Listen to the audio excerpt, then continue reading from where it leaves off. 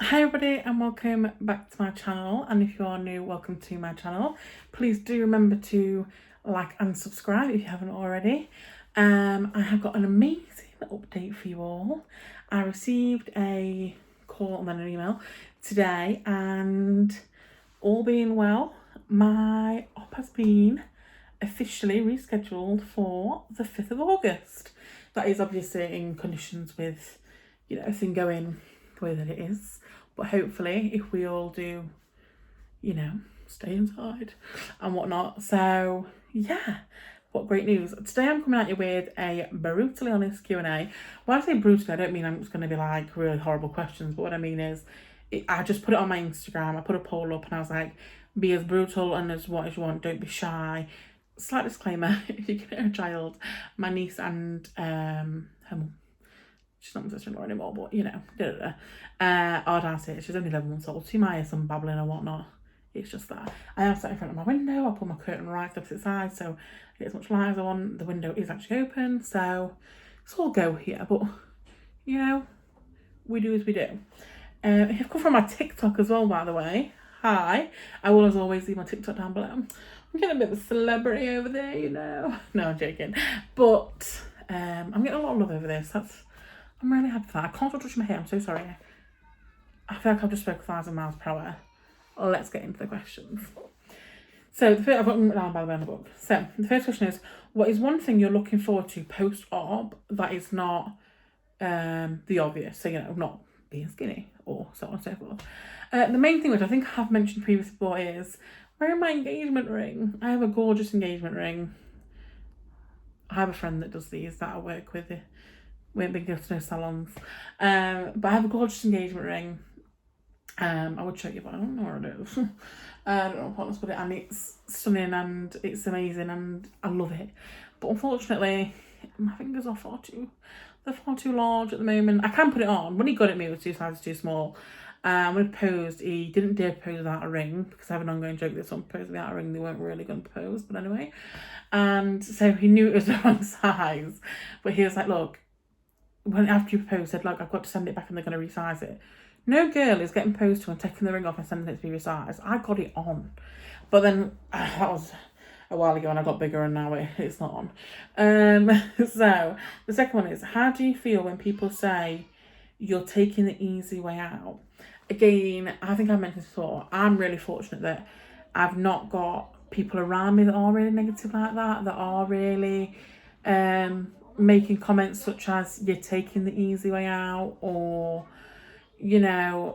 just not being really, really positive. However, I would like, if someone would like that kind of advice on what to say, I'd say, first of all, especially on my side of things anyway, £11,000, if that's the easy way out, don't show me the hard way, because my golly gosh. Second of all, having such an invasive, dangerous, life-changing operation where you will literally never be able to do some of the most basic human rights, as in have a drink with your meal, and just abundance of things. I'm not going to go into the ins and outs of, because it'll be here forever, of all the dangers and things.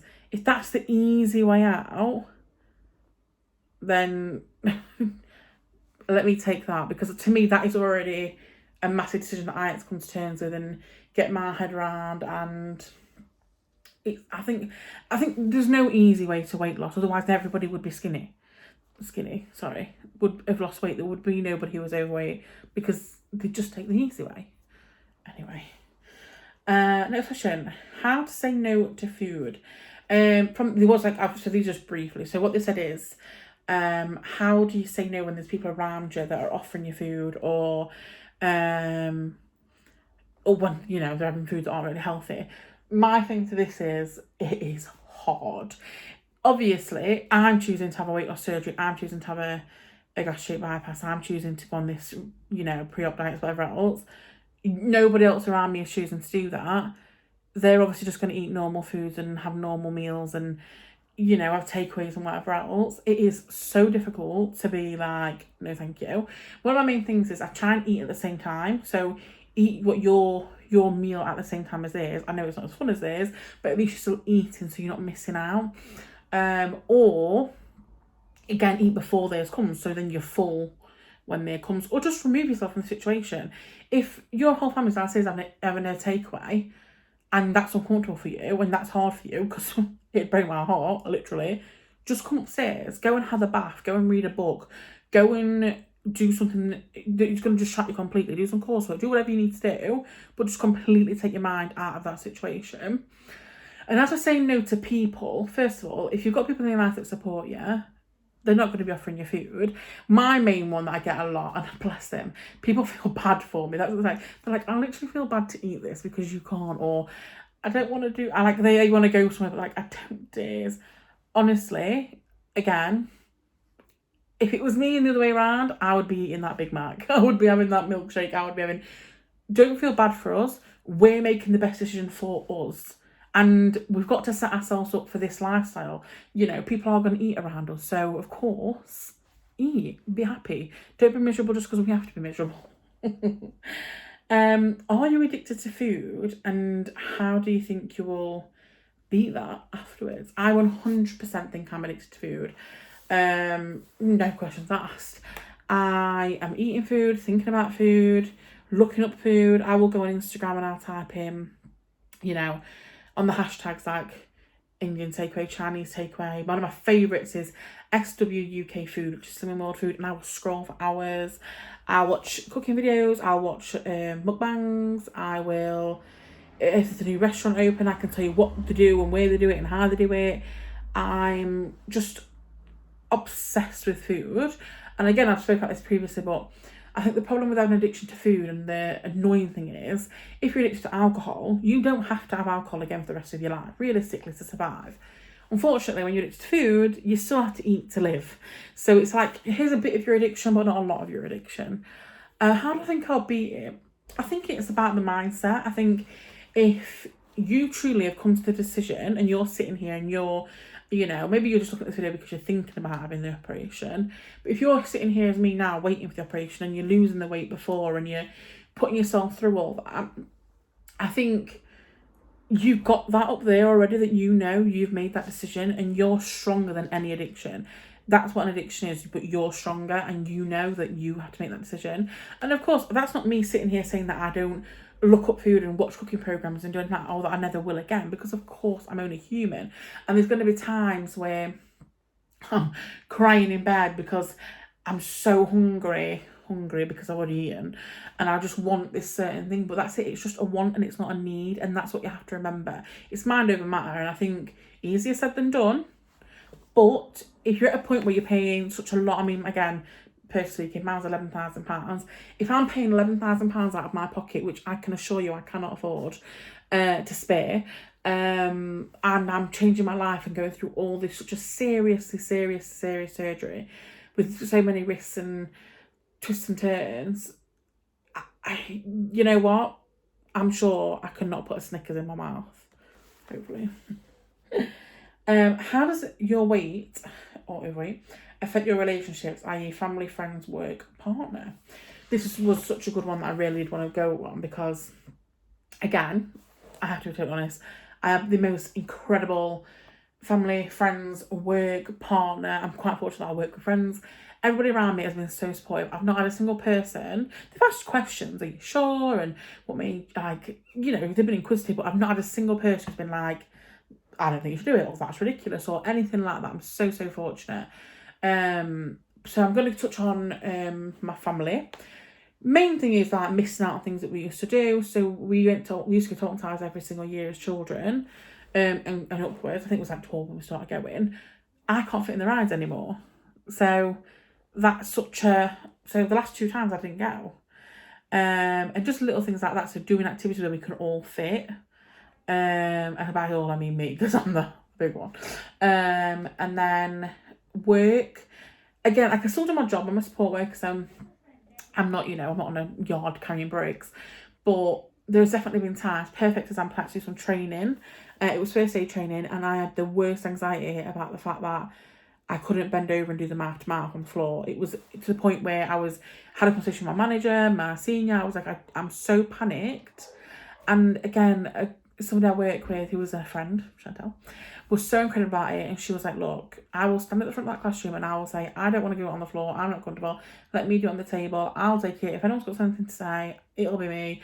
And she just made me feel really comfortable and really, like, you know, we were all, and then again, someone else I work with also, Claire, she was with me, and she did it, and we was like, we all stuck together, and they didn't make me have to be the one to stand up and say, I can't do that. They was like, we're not doing this, we're doing it together. And it's things like that, and again, my manager was absolutely totally supportive of it. She went, look, just go to the woman at the beginning, the trainer, and explain fully, it'll be absolutely fine. I'll have the word one of the managers going to be on the training with you. Everyone was so accommodated.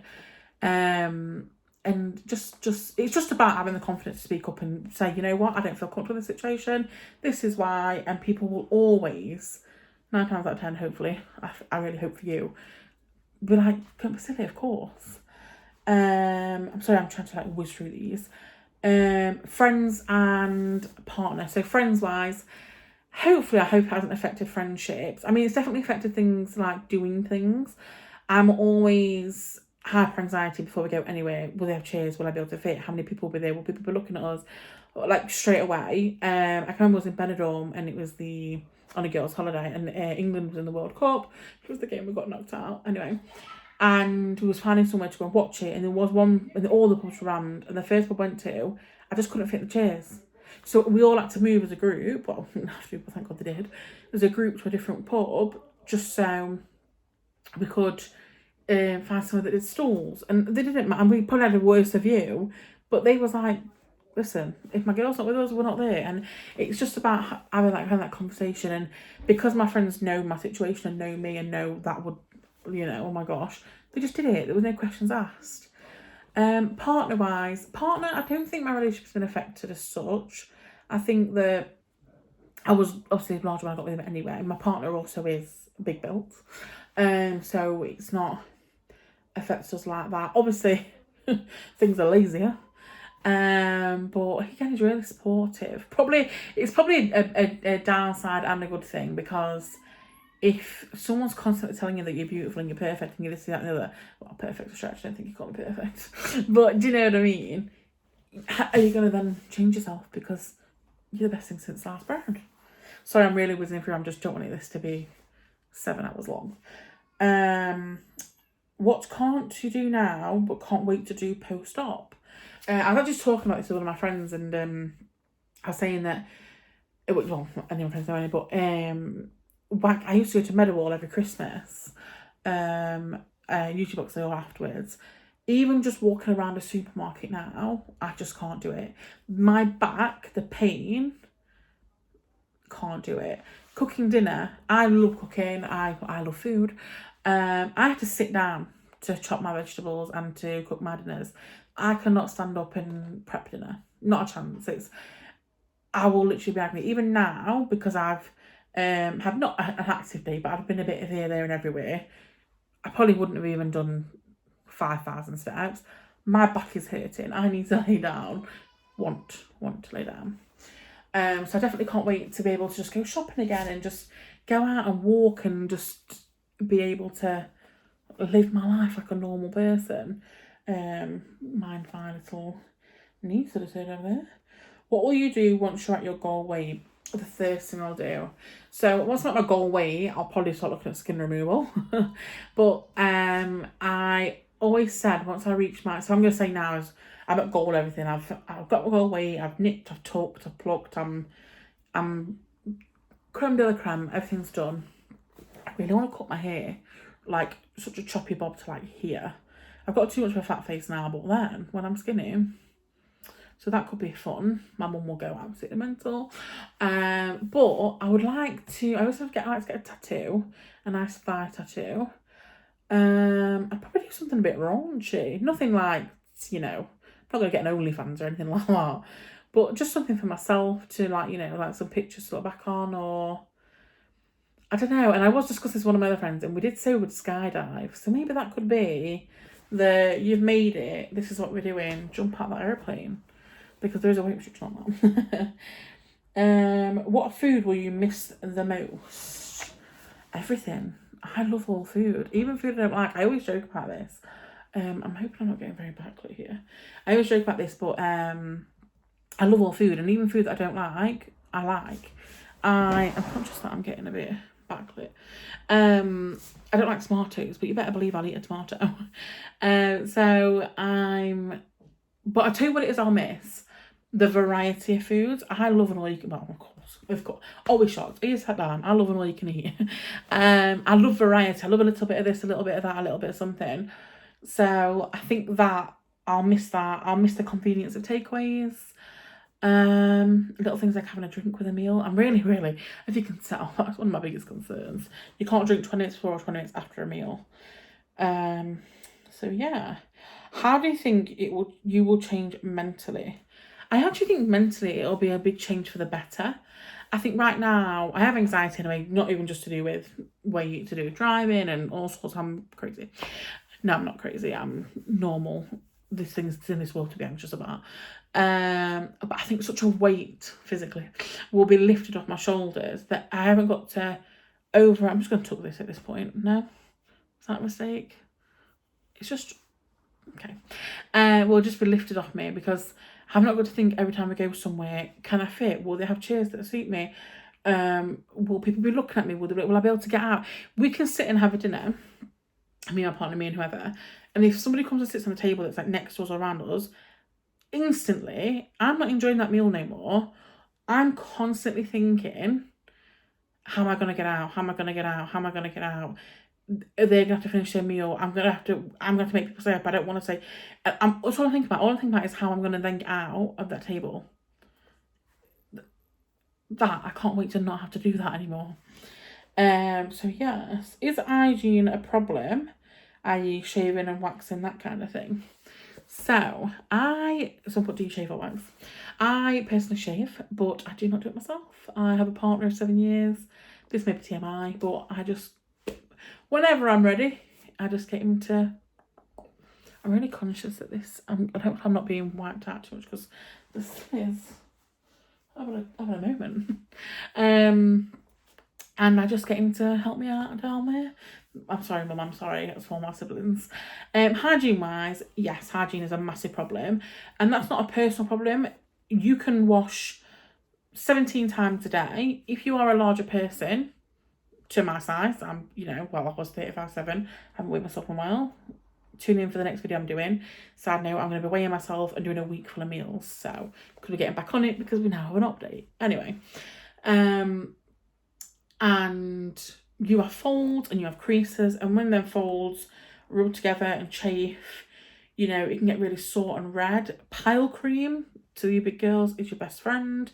It also has a steroid in it, so it really, you ain't getting no yeast, no nothing. It sounds disgusting, but if you're here and you're watching this, you know what I'm saying. It is your friend, trust me. It's the best thing. If I notice I'm ever getting a bit red and a bit, put it on, perfect. I also get boils. The boils one is hard because I don't necessarily think it's weight related. I don't think the weight helps, but a lot of people in my family also get them that aren't of large size, so it could be hereditary, it could not, but I don't think my size helps because I do tend to get it in sweatier pockets, like under the breast, in the armpits, that kind of thing. So that's one. Are you embarrassed about your weight? Oh, sorry, what are you most embarrassed about your weight? I had to talk about this again with my friend, and I was saying the most embarrassing thing for me is the size that I let myself get to, and how excuse me dog, I'm filming a video, and how I justified it for so long. And what I mean by that is I got to such an unhealthy size, and I genuinely, wholeheartedly saw nothing wrong with it. And people who aren't large always say this sentence: no, fat people aren't happy. I don't care what anyone says, no fat person is truly happy. I can only speak for myself, but I can promise you on everything I own, I have been very, very happy for many years. I'm happy now. I'm not happy about my weight, but I'm a happy person. But my most embarrassing thing is the size I got to, and how I honestly saw no issue with that, and I saw no concern, and I thought that genuinely, like, it's okay to be my size. It's okay to be big. You don't have to, you know, socially conform. And I made it into more of that kind of thing. Like, it's just what people want you to think. And no, there is things wrong. And you have to, but you have to get there for yourself, which I think another question will cover that. But yeah, that's the most embarrassing thing, that I allowed myself to get to the stage I'm at now, the way that I am. Ideal size and weight. I don't really have an ideal size and weight. I always say if I could get down to around 18 stone, which is what I was when I met my partner, I would, anything below that is a bonus, because I feel like at that stage I was definitely doing everything everybody else was. Me and my friends were just doing all the same things. Of course, I was the larger one in the group, but I never missed out. I went to Stalk and Tolton Towers. I was, you know, if we went and played football or cricket or rounders or whatever as a family, I was always involved. I was running around after the children, and not my children, other people's children. My life wasn't any different to anybody else's, other than I was a bit chunky. I was chunky but funky. So yeah, but it's just little things like going upstairs out being out of breath, you know, going somewhere and getting in a taxi and not having to worry if the seatbelt don't clip, getting on a plane and not being thinking, oh God, am I going to be next to them? Am I going to squish them? What's going to happen? Just them little things are what's most exciting to me and what I can't wait to experience. Do you think you'll be able to stick to the diet post-op? This is actually, I have this one because it's one of my biggest fears. I'm part of so many groups on Facebook and so many like forums and whatever else. And one of the main things is people that say, sorry, just sit and playing. I've had the operation 4 years ago and I lost 10 stone and now I've gained 3 back, or just XYZ along them lines. That installs such a fear in my heart. Now, don't get me wrong, I'm not under an illusion this is a quick fix and that I'm going to wake up on the day of the operation and I'm going to be 12 stone. I don't think I'll ever see 12 stone, but I'm going to be 12 stone and I'm going to skip on out of there and that's it for the rest of my life. Of course not. I'm not stupid. I'm fully aware that it's what you put in is what you get out. But the thought of losing the weight and working so hard to lose it and gain it again, I think will be enough. I think that's embarrassing. I'm so sorry to anyone that's happened to, but I just think I would be so embarrassed. I mean, I'm not there yet, so maybe I'll not. But I just think I would be, especially now I'm on this journey and I'm putting it out here and I'm sharing it with everybody. And this is no way to brag. I mean, look, who's bragging? Yeah, I got so fat and now now I've had to pay all this money to get skinny. What a brag that is. No. But that's why I'm sharing my story. And I think if I had to come on here, what kind of advocate would I be? Well, I just gave up and I'm just eating whatever and now I'm gaining the weight back. No, this is a last resort. There are no other options. Save your life now or don't live. For somebody to have this and then still choose to not save your life and not use the tool. It's a tool. You have to use it. And to not use the tool, I just can't get my head around that. And hopefully I'll have that mindset forever and I'll always still think the same and I'll always still, you know, work towards not gaining it back. I'm really conscious of the time, so I'm going to try and whiz through. How has it impacted your sex life? I really wish my partner was here to ask, but he's at work still, because it would be interesting to hear his opinion. In my opinion, I don't think it's had a massive change. I think just life in general. We've been together 7 years now, so anybody who's been together from, 7 weeks to 7 years, things slow down. Well, I mean, it did for us. Someone else who wants on me. But I just think in general, we're still very sexually active. Is this too much for YouTube? For my mum, for my family? Sorry, Nan. But I think it's definitely different in the sense of the energy. I am definitely more of a lazy lover. I have to be honest. I'm sure he'd tell you if he was here. If it's not your birthday, it's not Christmas. You're not getting much. No. I'm saying no and I'm laughing, but I'm not joking. But yeah, it does definitely have an impact, because I think as well, if you don't feel good within yourself, you're not portraying that. I think part of having sex and being that way is feeling sexy and is wanting to, you know, like, look at me kind of thing. If you're not feeling sexy about yourself, the last thing you want to do is have somebody touching your lumps and your bumps. I'm like, flip the lights off, let's get it done. Maybe that, is that how long I've been together, or is that my size? You tell me. And this is the last question. I thought I'd leave this on a bit of a banger. It says, what do you think made you get to this stage you're at, i.e. finalising and having the surgery? And I left on this one because I thought it was such a good question. Because for years, God rest my mum and God rest anyone else around me, you know, I have a lot of amazing people in my life, again, that are dead supportive. But, you know, they did tell me constantly, you are overweight, you need to lose weight, you need to do something about it. And of course, out of a place of concern, you know, I want 5 children, I want to get married, I want to live a nice life. I need to be alive for them things. I need to have a healthy body to get me through that. So it was always out of a place of concern and wanting the best for me. However, saying this wholeheartedly, and so many of you will be able to relate, nobody can get you to where you need to be other than yourself. It does not matter how many times somebody told me I was overweight. It doesn't matter how many times I had to go up a size in jeans, how many times I would have 2 portions, 3 portions, 4 portions. No matter how many times I couldn't fit on a ride. It wasn't until that day where I stood on the scales and I looked in that mirror and this sudden urge of, oh my gosh, you're huge. You are dangerously, and then the numbers suddenly were like, I can remember weighing myself and being 32 stone. Well, even before I was in the 30s, I can always remember like, well, at least I'm not 30 stone. And then I can be being 32 and being like, oh, it's just 32.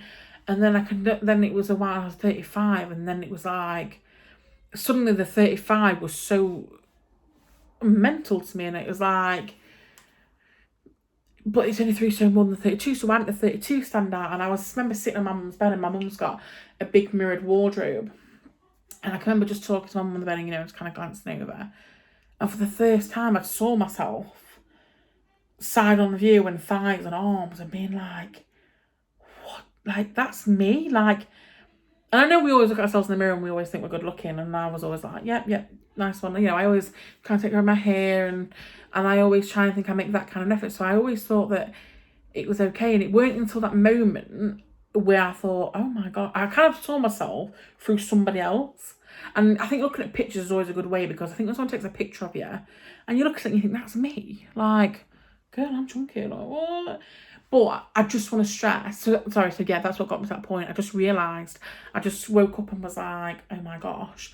But I just wanted to add on and stress that no matter what, so this is for people that may be in the background to you, or, you know, families, friends of people who are having this, no matter what you say or do, they have to reach it on their own. And that can be frustrating. My mum many times just rang me up, bless, I'm sure she'll mind saying, crying her eyes out, scared that I'm going to die. You know, I'm her child, I'm her daughter, I'm her only daughter, I'm her favourite child. And terrified. And I'm still just going, oh, you're being daft while eating a kebab. Like, you've got to get there in your own head. And I can't tell you how you do that. I can't tell you what switched. I can't tell you what it was. I just realised, I think it was a lot of things. It was seeing myself, seeing the number, getting the backache, my knees were hurting, I was out of breath, I was sick of being missing out, not having a chair to sit in. And I kind of one day sat and thought of all the things and was like, I am in far too over my head than what I can cope with, and I think I need help more than what I was getting, and the rest is history. There were a few questions on how I got to make the decision and the process, but I have already uploaded the process that I'm at so far on my other videos, so please do check them out. Please do, obviously, like I said previously, subscribe and like. My next video will be a weigh-in and some meals, because my op is now 11 weeks away. And yeah, hopefully I'll see you all next week, and I wish you all the best. Thank you for putting up with the wind and the people and the child, and yeah, thank you all for watching. Bye.